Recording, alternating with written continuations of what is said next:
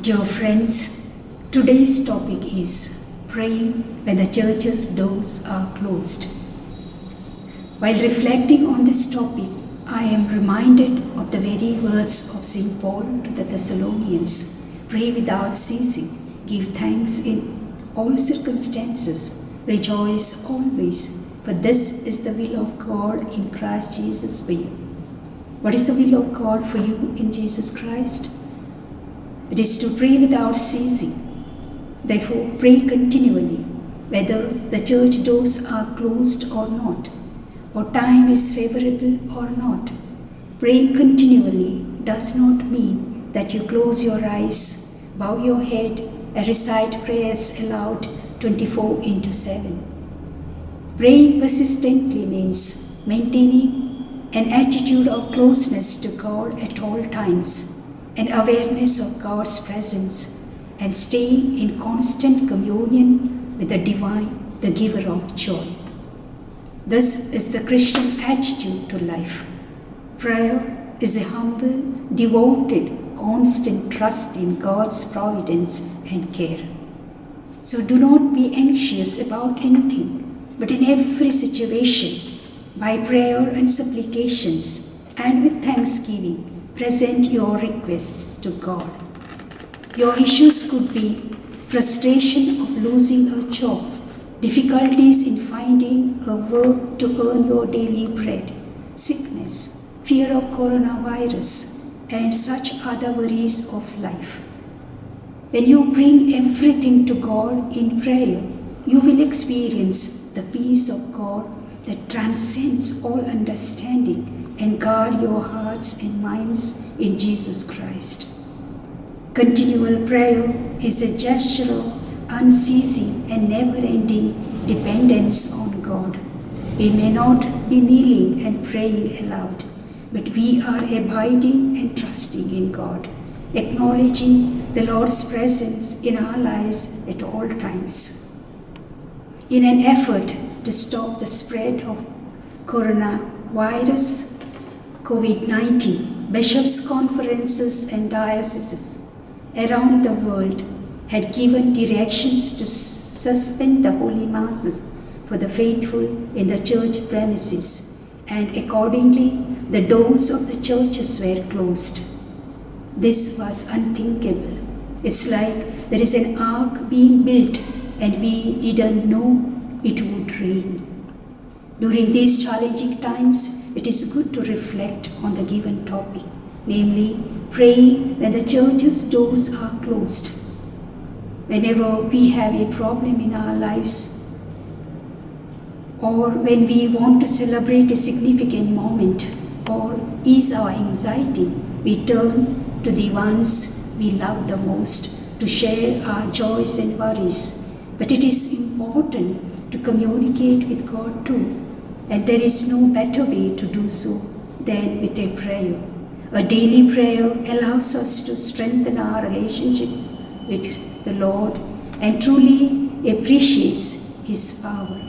God listens to us each and every day and answers our prayers in the most unexpected ways. Therefore, let us turn our fears into faith, like that of Abraham, the father of faith, who offered his entire life amidst of difficulties into the hand of God and was ready to sacrifice his own beloved son.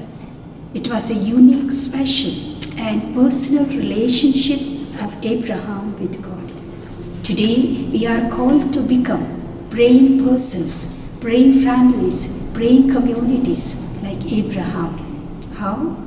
By getting deeper into our own inner self and prove in action that we are praying here and now, even though the doors of the churches are closed. When the whole world was scattered and was involved in sin, God called Noah and guided him to build an ark and get into it. The ark was nothing but the church. Noah obeyed God, and finally, he and his family were saved.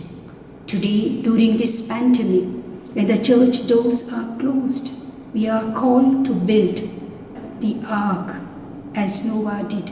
Ark of our relationship with God, ark of our understanding of God, ark of our experience with God. We know the story of Zacchaeus, who was running after money, worldly things. He was desperate. He had all the riches, but those riches could not give him the joy and satisfaction that he was looking for. He came to know about Jesus of Nazareth and wanted to see him face to face. Due to his short stature and multitude, he could not see Jesus directly. So he climbed a tree. Look at his eagerness, his interest, his curiosity, his faith and humility. The height of his humility rewarded him abundantly, and he went back as a changed man, a man radiating joy, happiness and peace. In fact, he became a praying church, and being a praying church, he became an example and a motivator to others till this day. Today, the coronavirus gives us a powerful message to realize the spiritual aspect of the praying church. As Gospel of John chapter 4:23 says, the time is coming, indeed it's here and now, when the true worshippers will worship the Father in spirit and in truth. As believers, we are called to worship God in spirit and truth. Therefore, let us remember that we are God's children, created by Him for Himself. It is our bounden duty to live for Him, for He is our merciful Father who is always waiting for us to go to Him and to call on to Him and unload our worries unto Him. This is an apt time for us to acknowledge that I am the church. Remember the words of St. Paul, know that you are the temple of God and that the Spirit of God dwells in you. God lives in our hearts, not just in any building. So each one is called to live in the church which is self alone with God, spending time in silence with Him who has made each one the crown of glory, a little less than a God. In the past, many of us were very busy. No time was our mantra. God was a distant reality, and there was cutthroat competition in every sector of life. But today, everything has come to a halt due to the global pandemic. At this juncture, God whispers, "Be still and know that I am God." The places of worship might have closed their wooden doors, but the congregation of the faithful is ever closer to God with constant prayers. This lockdown has taught us that if we have a desire to pray, there are ways to get into it even though we are forced to remain indoors. Thanks to God, technology has come to our assistance by way of transmitting Holy Liturgy online. The closure of churches has affected the older members of the community because they have never experienced such a reality before. Attending online services away from the church and the absence of priest has also been unusual and unexpected. But the beauty is all of us have reconciled to the present reality, for we know, we are sure, we are secure in the knowledge of God.